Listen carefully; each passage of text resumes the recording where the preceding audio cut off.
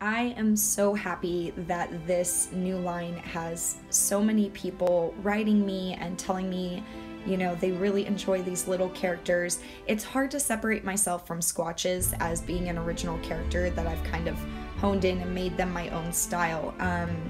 I've really enjoyed pushing myself as a character designer. I'm not trained. I did not go to school for character design. I just usually guess. I draw things that I personally like and I think it reflects in the characters. The mouth is similar to what I kind of learned from the Grinch. So I pulled that back in, and it was it wasn't like it is a coincidence that they're green, I should say. But it wasn't exactly like the first time I've ever seen this kind of mouth. You guys know I'm big on gaps because I have a very big gap in the front of my teeth, and they used to be about as big as this little guy before I had braces twice. So I always have those cute little chunky teeth. I want to embrace that and think that it's adorable after being teased my whole life that it wasn't. With this one, it posed a little bit of difficulty for the second character because I couldn't figure out the hair. I didn't want it to look too much like a punk rocker, and I didn't want to make it, not have more of a moss hair down the sides. So it took a little while, a little finagling, but I think what I came up with was really good. I enjoyed just grabbing new brushes I've never used before. The tails were so much fun because all the power for the rainbows is in their tails.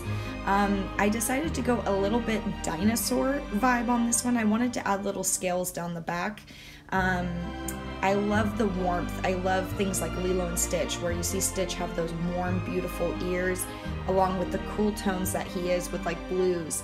And with green, I've realized that backgrounds are extremely difficult. There's a lot that clashes, a lot that doesn't flow very well. And this is a lot with color theory. You have to kind of know your colors and what goes together, what doesn't. I'm always guessing. I like to think I'm fortunate because a lot of people tell me, oh, your color theory is amazing. And I go, I honestly just guess, or I see things that I know look good together, or I'll check out the I will go to local stores and check out like Pantones. If you go into Target and you walk down the office section and look at office supplies, you're gonna see a lot of what's hip, what's in, look at furniture, interior design.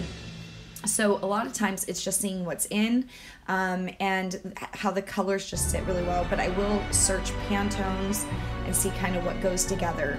But a lot of it's just been a lot of practice. So this I really just guessed at coloring. Green is not a color I'm very familiar with. I'm trying to get myself more familiarized with what can go with it. But I love dinosaurs, and a lot of them have that kind of green scale.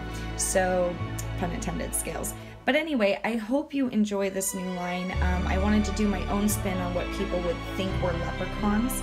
And I know that that can kind of get a bad vibe from time to time, is stories of leprechauns. So I tried to create something that is not that. These are more like little fairy creatures that run through, or mythical creatures. I don't have a name for them yet. I'm still warming up to them, but I do love the idea with the little story. So if you go to my post where I announced them yesterday, you'll get a little story of what they do and who they are. But yeah, keep your eyes open because you never know if these guys will be setting off any rainbows, and I can only hope so. So thank you so much to everybody who supported and has been cheering me on from the sidelines, telling me to keep creating my own original characters.